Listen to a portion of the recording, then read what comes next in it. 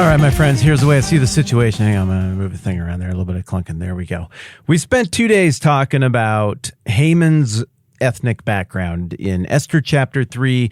We've just been introduced to the main big villain of the whole thing. We don't totally know why he's bad yet, because as modern audience members, we just don't think in the same categories as the original audience. But I think the original audience was supposed to receive a hint that he's a bad guy and that he's a problem just by the fact that he's described as being an Agagite, because the author of Esther gives us this great thing that Mordecai the Jew does, and then right after that, the wrong person gets credit, and we're told that he's an Agagite, whatever that means. So the last couple of days, you and I have taken a stunning amount of time. I do that sometimes. It's 10 minutes-ish, right?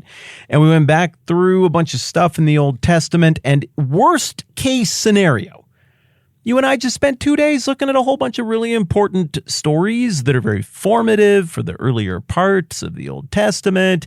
And we refreshed our minds on some of that stuff. And now we're more clear on how the whole narrative of the whole thing hangs together. Worst case scenario.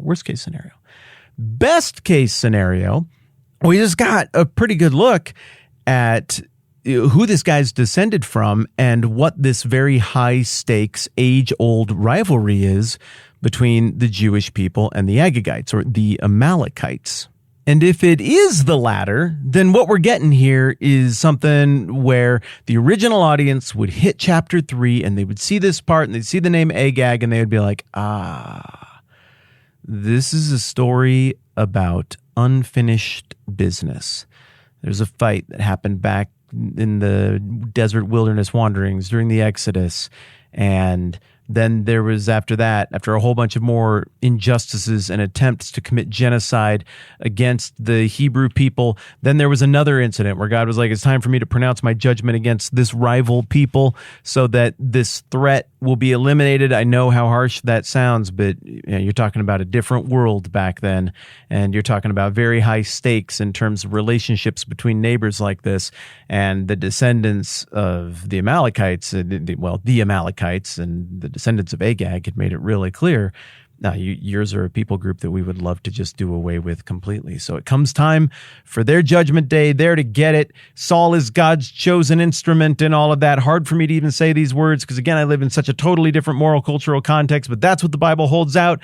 And then Saul imitates their behavior and tries to take plunder from them in defiance of God's will, in defiance of God's instructions. And in doing so, he makes it look like just another little squabble, another border dispute from the long-distant past that any outsider would look at and be like, this wasn't a just fight at all. This is just a tit-for-tat squabble between greedy people, which is what I think we are tempted to do with it right now, right? I mean, the cynical reader of the Old Testament is going to look back on that and be like, looks like you probably just wanted your neighbor's gold. I mean, it's just two different groups that wanted their neighbor's gold, and then the winners wrote history. So because of the way we react to it viscerally, all these centuries later, it almost kind of vindicates God's anger at Saul afterwards for debasing the whole affair and making it about something, or making it look like it was about something different than it was actually about. But back to this unfinished business theme. If indeed Haman is an Agagite, descended from King Agag, who Saul did not properly defeat according to the wishes of God, some 500 plus years before the events recorded in the book of Esther took place, then the original audience is going to look at this and be like, oh boy.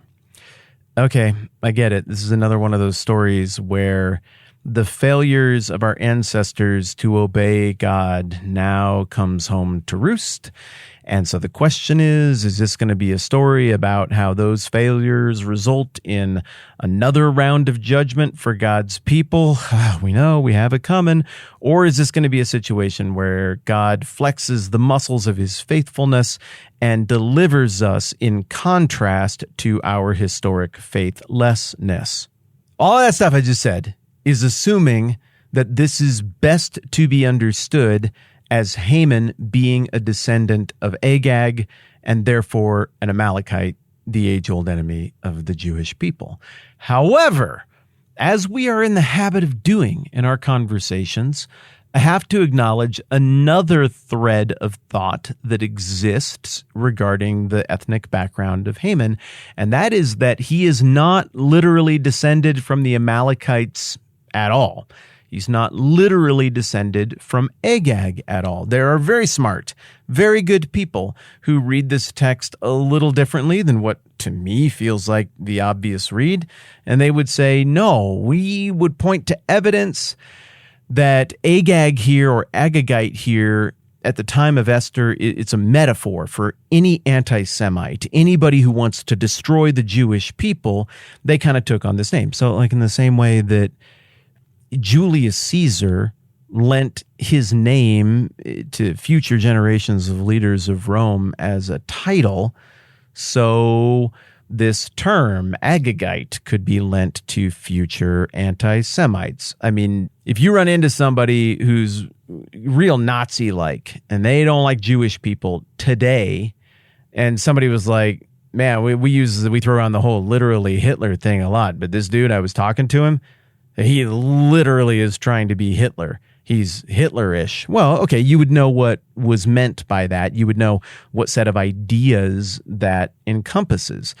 And so it's not crazy to look back at all sorts of different cultures and all sorts of different languages and stories and so forth and say, yeah, some stuff leaves such a big cultural imprint that the thing that left the big cultural imprint just becomes the name, the descriptor for anything that resembles it or echoes it in future stories. I guess it's kind of like how all facial tissues are called Kleenexes and how all sugary soft drink powder mixes are called Kool-Aid. There's some name for what happens when one particular brand stamps their name on anything that ever resembles it after that. I don't know what the name of that phenomenon is. Now, these smart people who believe that the title Agagite or Amalekite is just a descriptor of anybody who's anti-Semitic in the ancient world and that Haman is not descended from Amalekites or the Agagites, they would cite as evidence 1 Chronicles 4. Right at the end of the chapter,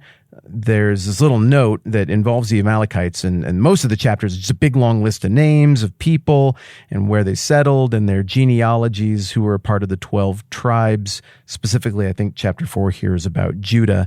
And at the end of the chapter, it says, you know, these guys went, they settled in these places, they fought with these people. And then right here at the very end, it says they killed the remaining Amalekites who had escaped, and they have lived there to this day. So the suggestion is that, well, who are the remaining Amalekites? Well, I guess they must be referencing the ones who escaped when King Saul took his foot off the throttle because he was more interested in plunder than finishing off his enemies as he was instructed to do. And so the suggestion is that 1 Chronicles 4 rounds out the story of the Amalekites, and that's really the last we see of the Amalekites as an actual tribe right there. And then, of course, in Esther, when we see Agagite, we're talking about someone who is like them, who had characteristics like them.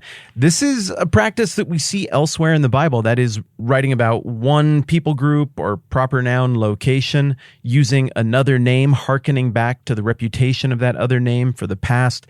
At the end of 1 Peter in chapter 5, something, Peter, who is in Rome, clearly from the context and from what we know from history, he writes describing it as Babylon. These two cities are a long ways away. He wouldn't have been in Babylon. There would be no reason to be in Babylon. People didn't really go there for this kind of stuff at that point in history. He means Rome, but what he's trying to say is Rome has a lot of Babylon and Babylon's heyday kind of characteristics, so let the reader understand. So this is something that we see in other parts of the Bible, and I have to acknowledge that it is possible that Haman is not literally an Agagite or an Amalekite, but that he is one who functions in that spirit. And maybe this is even a formal nickname where if people said that, everybody knew what it means. The same way I say anti-Semite, and you're like, oh, well, that's somebody who hates Jews. Maybe what we're seeing here is just that the term for that the original audience would have immediately recognized would be Agagite. And they'd be like, whoa, okay, so it's Haman.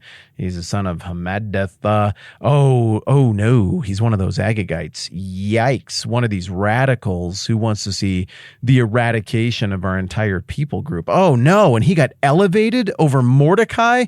Oh no, and there's a secret Jewess who is queen of Persia.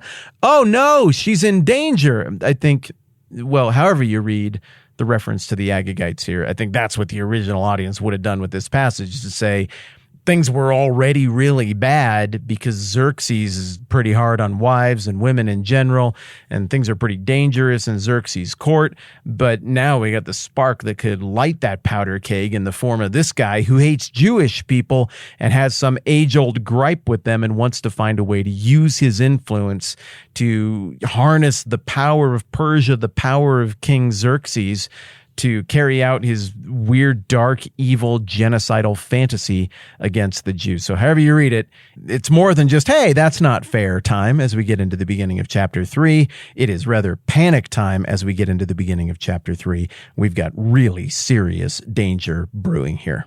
A compliment for you, my friends. Thank you for being the kind of people who are willing to take a day like this to hear an entirely competing interpretation of a passage compared with the one that we glanced at over the last couple of days.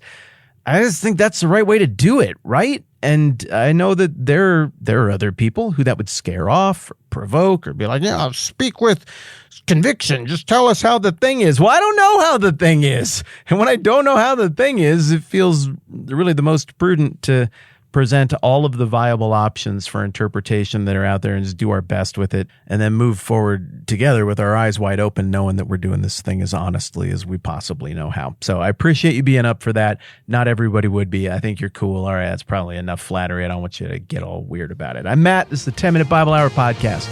Let's do this again soon.